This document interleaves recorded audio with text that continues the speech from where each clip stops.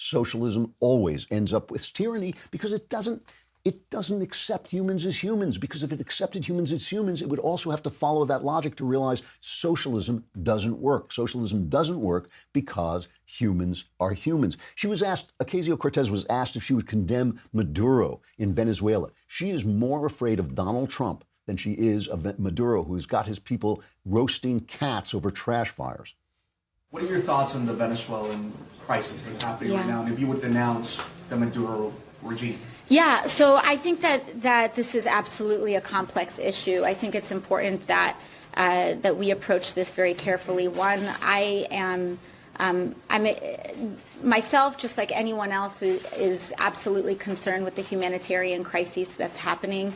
And I think it's important that any solution that we have centers the Venezuelan people and centers the democracy of Venezuelan people first. I am very concerned about U.S. interventionism in Venezuela, and I oppose it, especially when we talk about a figure like U.S. Special Envoy Elliot Abrams here. I think he's pled guilty to several crimes related to Iran-Contra, and I don't think that we should be, I am generally opposed to U.S. interventionism as a principle, but particularly under this administration and under his leadership, I think it's a profound mistake. He should have gotten to ask her about Iran-Contra. She doesn't know anything about it. Elliot Abrams was convicted of 2 misdemeanors in that particular adventure, which was a scandal to the left, but not to anybody who actually cares about America or South America.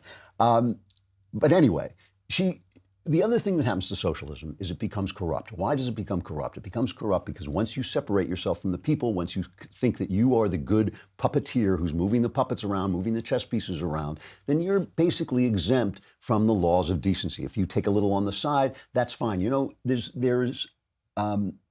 is believed, it is said, that the heads of the Soviet Union, these people who had slaughtered and been responsible for the slaughter and had supported the people and philosophies that caused the slaughter of tens of millions of their own people, that when Ronald Reagan called them evil, when he said they were an evil empire, they were shocked. They were shocked. They thought, oh no, we're the good guys. We're the revolutionaries. We brought the wonderful socialism that has everybody starving in our streets. They were shocked when he called them evil. It undermined their self-confidence. And because it basically woke them up from the socialist dream that you're a good person if you're rearranging the pieces on the field so that everything is fair. That's the dream, and that's why they become corrupt, because their own corruption becomes invisible to them. There is now a complaint, a report, that the brains behind Alexandria Ocasio-Cortez, Saikat Chakrabarti, who serves as her chief of staff, allegedly funneled over $1 million in political donations to his own private companies. This is a complaint filed with the Federal Election Commission.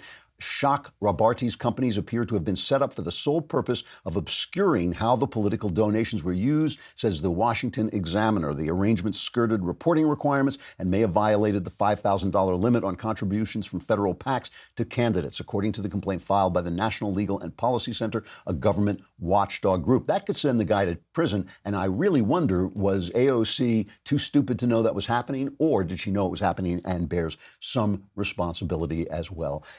Finally, of course, there's always the terror that socialists have to spread, the fear that they have to spread about the guy next to you, about what he has that you don't have, about the environment. It's all going to come collapsing on your head. And that is the other thing that Ocasio-Cortez has been doing with this climate change stuff. You know that there is nowhere where it says that in 12 years we're all going to die, which is one of the things that AOC said. One of the reports saying when the UN, their IPCC, was asked to say, well, what would happen if the temperature went up yay high?